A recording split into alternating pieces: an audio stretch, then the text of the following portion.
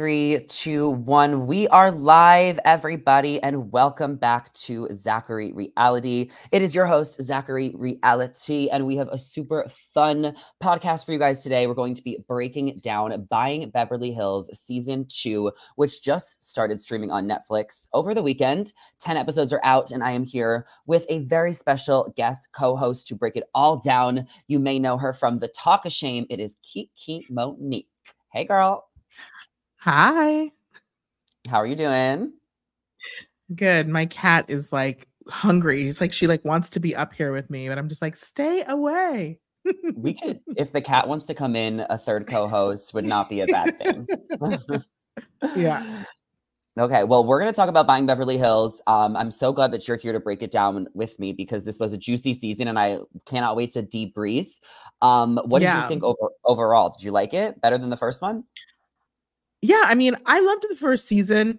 Obviously, this one delved more into the Kyle and Mauricio, which we've all been wanting from Beverly Hills, Real Housewives. So obviously the fact that we got more than we got from an entire season of Real Housewives made it that much more juicy. That was definitely my first thought too, is that Mauricio was way more open on this series and we just got more answers, I think, than we did during a whole season of Beverly Hills.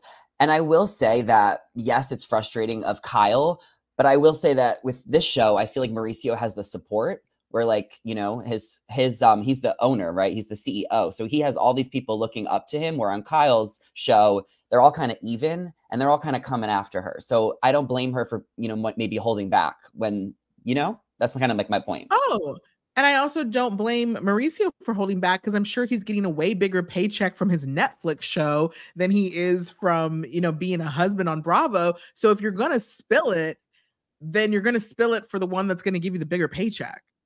For sure. And I think the big thing we learned is that Kyle was the one who wanted the separation, which we knew. It doesn't seem like they still have kind of told us the exact reason. Mauricio just noticed that she was starting to check out of the marriage. And before he was, it was like 6 weeks before he was kind of on the same page as her in wanting space. Yeah, but I felt like we got a lot of explanation because also being able to see the entire family dynamic together. First of all, the Umanskis are drinkers, which look, I love because I'm a drinker too. But the entire family, I mean, seeing Sophia be hungover, it's hard for me to picture her as like a grown adult. So it was very just like, what is happening?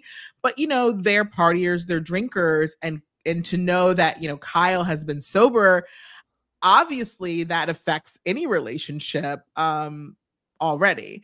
And it's like Mauricio is sort of taking off in a new direction in his life, and Kyle is wanting to slow down, So it all sort of started to come into place when we saw them all together. But it's like, is Kyle trying to slow down? Because she's still doing Housewives and traveling the world. So it's just like, maybe she doesn't want to party as much. And clearly they're just becoming different people, which is sad. I think when you're with someone for so long to just grow apart, that's everyone's biggest fear. I mean, I definitely think she wants to slow down. I mean, will she continue to do Real Housewives? Maybe another, season or two, but it's very clear that she wants to live, in the mountains, be a cowgirl, do the paddle boarding and chill out. And, it wouldn't surprise me if she wanted to set her daughters up for success. If Buying Beverly Hills is where they're going to be most successful, it makes sense also that she would lend, more of her voice to that series. So she could say, let me give you a head start so that you can take this series. Because in a way, every time they did just that shot you showed, I always felt like they were trying to be the next Kardashians. Didn't you feel that way? Oh, for sure. Sophia even said to Farrah, "You're doing amazing, sweetie." Yeah. They did that, but I actually love the sisters. I love the dynamic. I love all of them together. I think they're so much fun to watch. And I think that it's so fresh and new because we've seen the Kardashians, we've seen the Hiltons forever. And we've only seen very few glimpses of them on Beverly Hills Housewives, and seeing all the fourth wall break, talking about Kyle going back to film Housewives, talking about the gossip. Remember when they were at that lunch? I loved seeing Kyle as a mom, and we don't get to see that on Housewives as much. It's so true. It was also just interesting to watch the entire, Farrah engagement because it was like her and Kyle were in the same sort of predicament where it was like Farrah was doing the thing of like, stop talking about my relationship. Everything's fine when we find out it's not. Yeah, which is sad as well that she's going through that as just like her mom is. Sophia joining the agency, I kind of want to talk about that right away. So she kind of comes in, she's the new sister in town. It's super fun, super fresh to have another perspective, but she shows up late to her first day. It's clear that she doesn't know what she's doing. I loved the relatable conversation she had when she was like, I've just got out of college, I don't know. But what was your take? Do you think she really wants to be there and hustle like Alexia and Farrah? Look, I think that this season was very much an exercise in watching Nepo babies. And look, and I say that you have to own it. If you're a Nepo baby, you own it. And I feel like they do sort of own it in a way. So, you know, of course, it's always hard to watch because you're just like, girl, you got to go to work. You got to show up on time. It's not about looking good. But, you know, that is the life they know. So it is what it is. The thing is, I will say is Mauricio seems very intent on making sure they understand what it means to work. So even if Sophia is behaving this way now, I don't necessarily think that she'll behave this way forever. Unless, look, she might decide she just wants to get married and be, you know, a kept woman. We don't know. She's young. She's only 4? 23, yeah. Give her a second, I think, to get settled in. But I don't know if I see that same hustle and drive in Sophia for real estate as I do with Alexia and Farrah. I don't think she wants it that badly, but I think she's young and she's just, you know, gonna take her free ride on TV to just show up and be fabulous. Of course. Yeah. I mean, I don't know if, the real estate, I think that's why Kyle even said, you know, if this isn't for you, you know, you don't have to do it. And, you know, it very well might not be. But yeah, why wouldn't you just go hang out at your dad's really dope office with really hot guys and go on really fun trips? Yeah. Plus, I think that she needs time to figure it out, but I think she added a lot to the drama. I loved the drama in this series. It was kind of like, you know, maybe 50-50 with the houses. And then there was a good amount of girl drama. I want to talk a lot about it. What was your thoughts on, you know, Farrah and Sophia being so in sync and during the trip in Miami when they forgot about Alexia? They were headed to the same place anyway, but what was your thoughts on that specifically?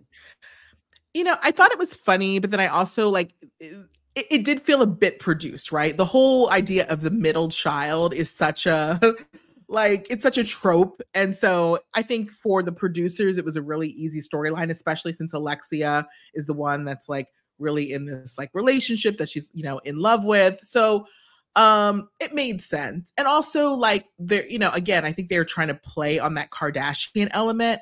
And a lot of times, you know, we would see, you know, one sister, you know, being closer with the other. In the beginning, it was, you know, Kourtney was closest with Khloe. So, you know, you had that dynamic. Now, because Kim is single and Khloe is single, it's more like the two of them. So, you know, it works because you know, it's a tried and true method. So they did it and it works.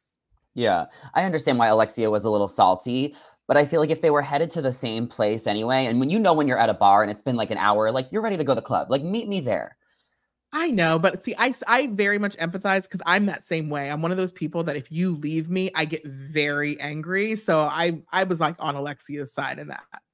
Even though she was with other people, other girls? I don't care. If I say I'm coming downstairs and you leave me, I'm going to be annoyed. Yeah, there must have been some drunkenness and some miscommunication, I think, there. You know, I did want to just jump back to this marriage real quick because I was truly shocked how the girls admitted you know, that they were finding things out on TMZ and they were finding things out in the news. Like, do you think Kyle and Mauricio are not telling the girls enough? Or do you think it's just not fair because they're in the public eye, so it just is going to happen? I mean, if you think about it, would you really want your parents telling you all? I don't think I would. The problem is that people will sell you out, or you know, you might sell your own story. So, like, for it to be popping up on their phones, it sucks. But when you're in the public eye, sometimes you can't control that. But I don't think it was wrong of Mauricio and Kyle to want to shield their kids from their marriage problems. Yeah, so my parents are divorced, and I remember they sat down and told me and my brother. We were 17. I was 16 or 17, and they said that they were planning on getting the divorce for like 5 or 6 months before they told us. Right? I had definitely had inkling suspicions, but if, we're not in the, like, they weren't in the public eye. So it's not like I would have found out any other way. So I do think that because they're in the public eye, they honestly should be telling their daughters a little bit more. I think it's kind of unfair that I understand TMZ and whoever like kind of ask him a lot of questions and it's hard to lie. But I think they need to keep their daughters in the know a little bit more, just because it is going to end up on their timeline. I mean, maybe Farrah, but I don't know. I know the other girls are in their 20s, but you still have Portia, she just turned 16. And so I don't know. Yeah. Do you think Portia will join the agency one day? I mean, if it's around, why not? I mean, they said they were going to open up 36 more offices this year. I don't know how you sustain a company that big. They already have 90 offices. By the time Portia is old enough, I mean, it seems like they could have, multiple hundreds, maybe of 1,000 offices. I honestly think Mauricio is working too hard. Like, I feel like he's so rich and he's just opening up too many offices.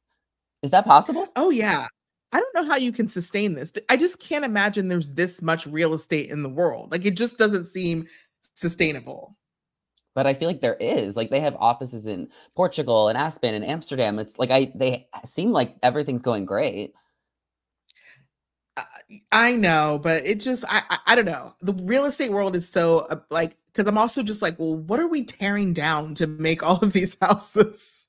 Yeah, there's a lot of houses. Do you think that there's more legitimate sales on the agency than maybe selling the OC or selling Sunset? Do you think it's more legit as far as like transparency with real estate? Well, I'm going to say yes, only because we just found out today that, one of his agents, Ben Belichick, was actually Ariana Madix's realtor, actually sold her the house. Yeah. Oh, so he did? Clearly they're really working. Yeah, he had to take that post down because I don't think he knew it was going to get leaked today. Yeah, he had to take that post down.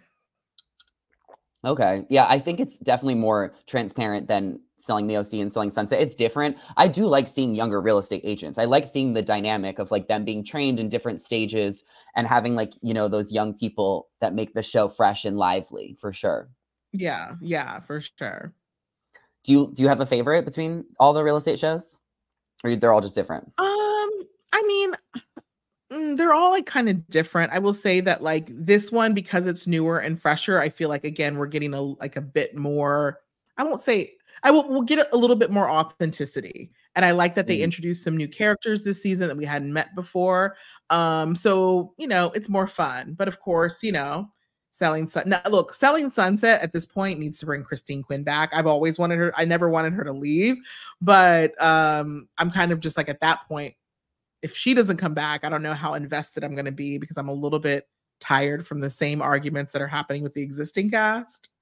For sure. I think selling the OC is really good because it is fresh and new. But you're right. I need Christine back. There needs to be a villain on every show. And this season's villain on Buying Beverly Hills is the one and only Michelle. So Michelle has worked with Mauricio for a long time. She says that she was at the start of the agency and she runs the Studio City office. She came into this season after not being on season 1, wanting to kind of mentor Alexia, Sophia, and just kind of help them learn about the industry from a woman's perspective. It ended up being a flop. I don't know if maybe she taught them to be just really tough because you just never know what to expect from certain people. But I don't think that I can't stand her. What do you think? So obviously when Michelle came on the screen, she was like nails on a chalkboard. You're just like, what are you doing? You're too aggressive. And no. And obviously when she started like putting down the daughters, I'm like, what you think you're the best business person, then you should know that talking about the founder CEO's daughters in this way is not going to get you ahead in this game. But I will say, like, at the end of it, as I was trying to like process it all, the funny thing about reality shows is sometimes the people who are the most honest are the most hated, and the people who are like not as authentic come across as like the most genuine. And so I was like, while Michelle did everything wrong, she was just kind of like being herself, and I don't know. But she did it all wrong. Like you just, and obviously like the conversation she had in the office about like, the daughters are going to be Business business suicide. suicide if they take over. And, Farrah is going to have a family and she can't run a business. I mean, that's not cool. I mean, I don't know if they just needed a villain. Last season, Melissa, Farrah's best friend, kind of stepped into that category. And I don't think that she wanted to do it again. I kind of remember them saying that she stepped into it last year. So I don't know how authentic it was. As soon as Michelle came in, the music, the aggressiveness, the, thirsty way that Farrah said she was inserting herself in this drama, mentoring Alexia. You don't give a shit about Alexia. You were just trying to find your way in. I think it was so inauthentic. And I thought that she was so mean. And I thought that maybe she truly was just kind of going into the character for the show because they needed a villain and someone had to do it. So I just can't imagine her as such a professional really being so unself-aware and off-putting. I don't think there was one redeeming or likable quality about her. And that's the thing, because it's like it is hard to buy because like we've already known that her and Mauricio have been friends for how many years, right? And we, obviously we can go in real time, look at her page. We see she still is a managing director at the agency. So you do feel like there's a bit of theater there because anybody else who said that about a CEO's daughter would be fired on the spot. So there is a bit of theater there. There has to be. She had her comments limited.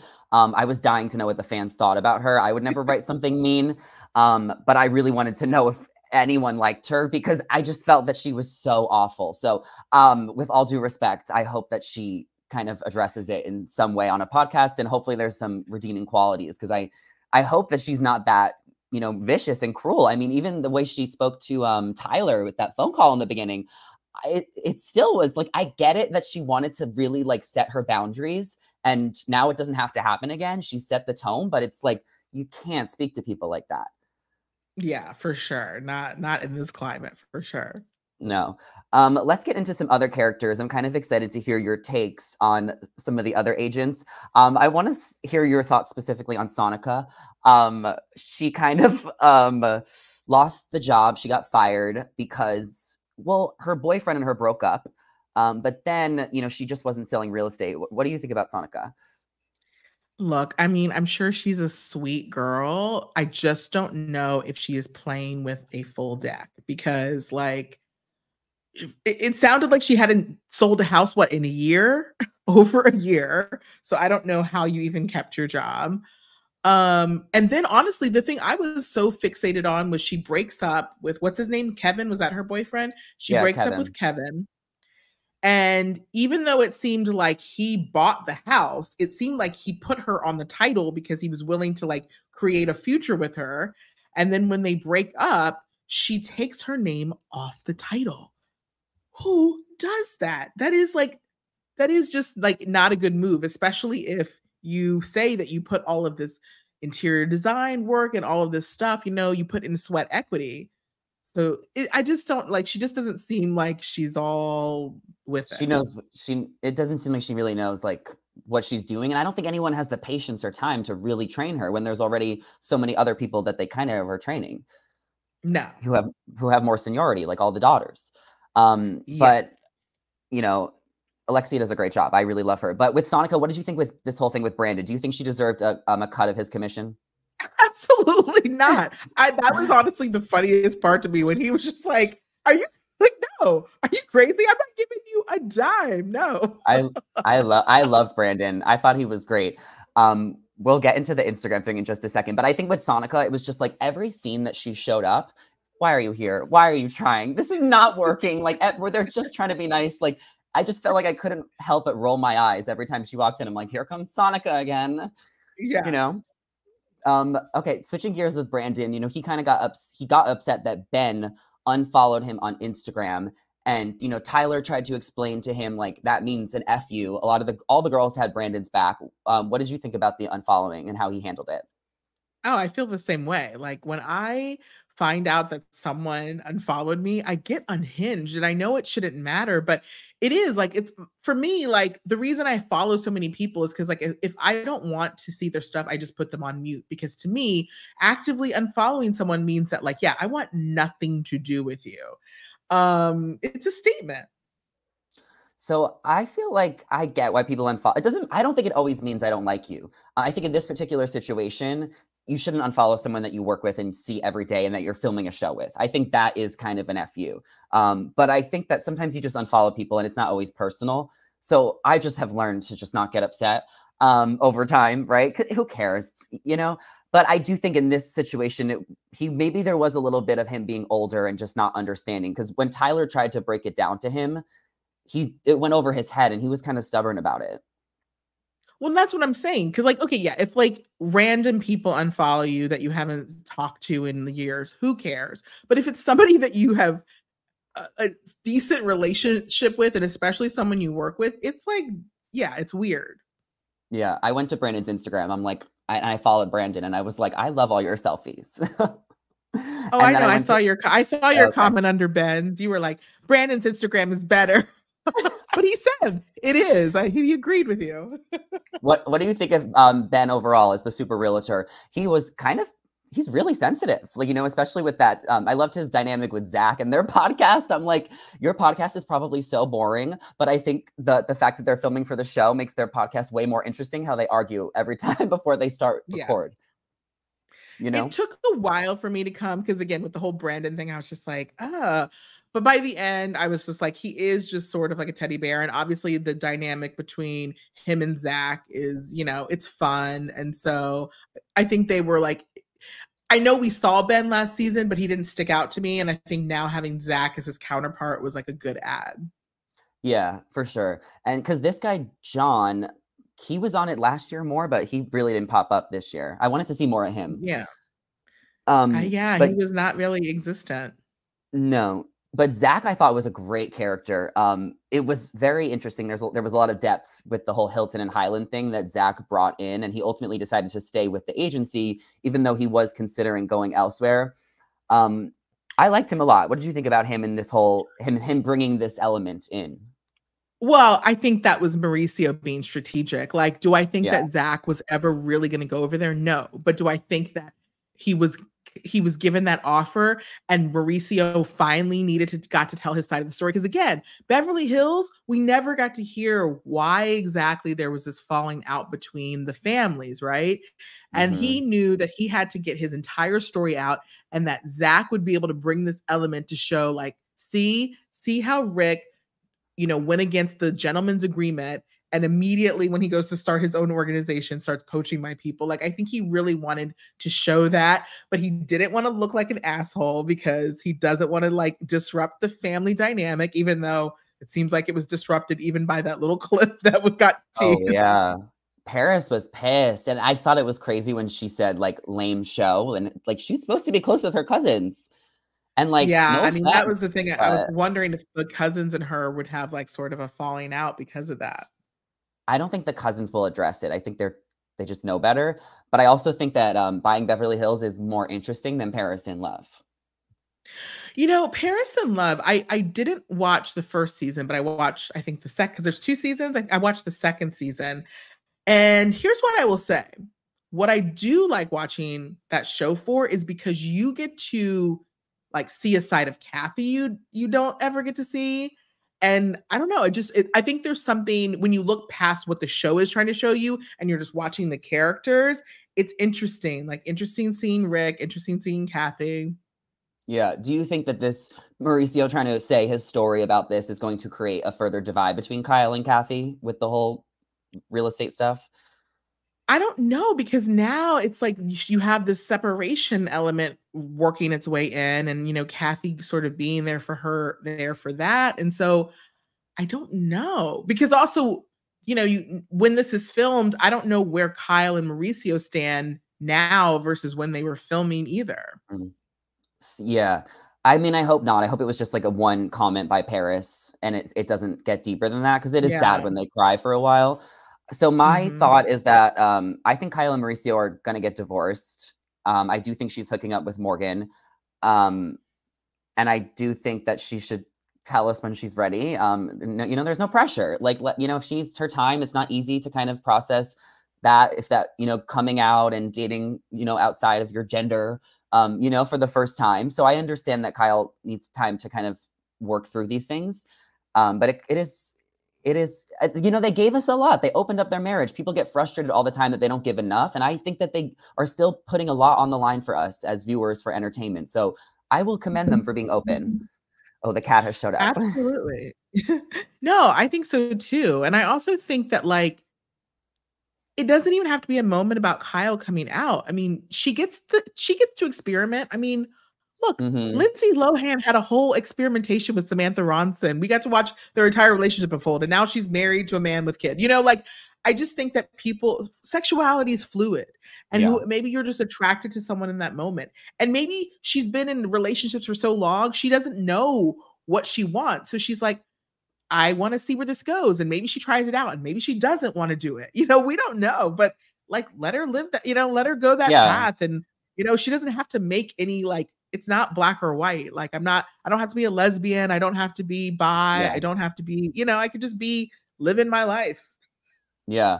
Do you think they'll get back together one day? Do you want that for them? No, I don't think they will, but it was sad hearing Mauricio talk about how, you know, they had plans to, you know, be the grandparents in the house that all the kids come to.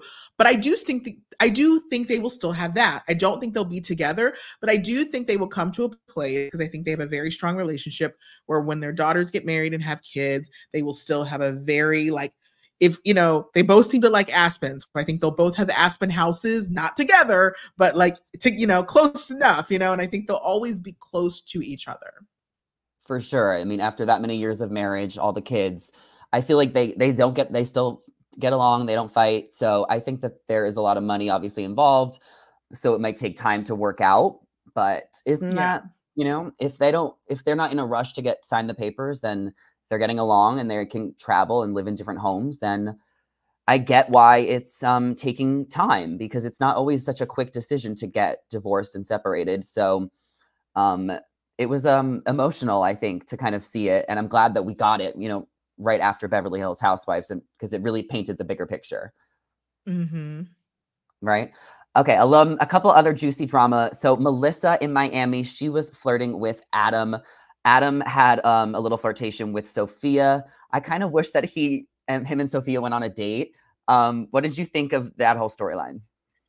I, I just felt like Adam was too old for Sophia, and she is the boss's daughter. It just would have been an awkward thing, you know, if Adam just was a guy that like didn't work for the agency. Maybe I never actually figured out how old he is either. He's 40, and then she's 23. Yeah, I just feel like, look, I know that that's like the norm and all of that, but I just feel like she's so fresh out of school. Like, do it like, girl, like, live. You don't need to be with some 40-year-old. No. Yeah, but I think it was probably just for the show. Like we needed another dynamic. Did you think Melissa was like overstepping with Sophia, or were the sisters maybe being too protective? I don't like that was a weird storyline to me because I felt like, you know, that's Farrah, it's supposed to be Farrah's best friend. And so I don't know, like it just felt like we're all single, we're all flirting with the guy. Like, who cares? Like nobody wants like I don't know. I Yeah, think Melissa did kind of want him, but yeah, but if Adam talks to her for 2 hours, like, and then like, and she said like Sophia's 23, like what the hell? Like I think they were kind of maybe being a little dramatic about it with Melissa. yeah, I mean, I will say like the whole Melissa thing sort of like that's when you realize like how scary the sisters are. Like you don't want to cross them, and it came off of like because you could see Melissa being like, "I'm so sorry." Like she got apologetic quickly. You mess with one, you mess with all. And I love how they did have loyalty to each other the whole time. They never even wavered. I love seeing the sister dynamic and the bond. I think it was really fun. Yeah, I mean, anytime you have, I know that there's Portia, but I think she's so young, you know. But anytime you see like a trio of sisters, because I know like a few like trio of sisters, it's always like it's like wild dynamic, and they're generally pretty intimidating, and Mhm. like I don't know, it's crazy. Yeah. So let's talk about Joey. So he had some words with Alexia. He said that there was some overlap with Alexia. You know, she ultimately decided to not co-list that Malibu house with him because of some of the comments he made. I think he's a schmoozer. I think that he's an instigator. I think that he secretly wants to be with her and, you know, feels like she's the one that got away. But I also think he's so endearing and likable. And there's something about him that you can't help but like, even though he's such a douche. I know so many guys like Joey, and exactly what you said. He's definitely still like in love with Alexia. But he's also in love with himself, and he just like can't help himself. He likes to be the guy that says the thing that gets the attention and like all of these things. And yeah, like it, but he's young. So, as soon as he like gets out of that, I don't know if he'll ever get out of that, because unfortunately I just think that works well in LA. It works for him. Unfortunately. Yeah. For the most part. I mean, he definitely puts his foot in his mouth too much. So I think he honestly should stop that, because once you get to a certain age, like you can't do that anymore. But I think that he is a really savvy businessman. He's young, and I can see him being very successful in the future. Like, he does have a good art for real estate. Yeah, I mean, it seems like they're doing fine, because like my dream car is that Lamborghini Urus. I don't even say it, Urus. I don't know, but that Lamborghini SUV, and like they pulled up to a listing in it. So I'm like, that's a $300,000 SUV. So I think they're doing fine. Did you see the ending of the show? Wasn't the last scene so confusing? Wait, remind me what happened. They were talking to Mauricio was with the 3 daughters. Oh, at the table. Yes. At the table. And they were just talking about like the future, and it just kind of stopped.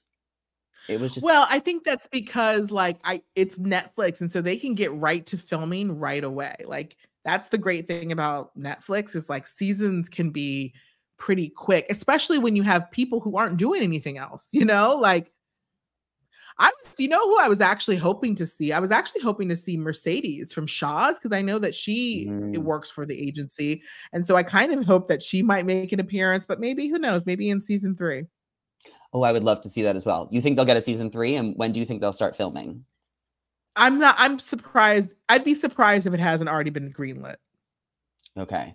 I'm down for a little bit more. For sure. Okay. There was a couple other people I wanted to talk about. Tyler, I really like her a lot. What did you think about her? Oh, I mean, I love her. She's super cute. Like, so like, I love her. She's great. She's really great. Super mature. Loved that, she has a family, and that she was trying to sell that house in Venice. I was surprised she was married with a kid. She looks so young, and I was like, wow. Yeah, some of those houses I thought were like fun. Like there was Sierra Mar and the other one. Oh yeah, there were some gorgeous houses. I mean, like, I hope one day to live in a house in any of those houses. Yeah.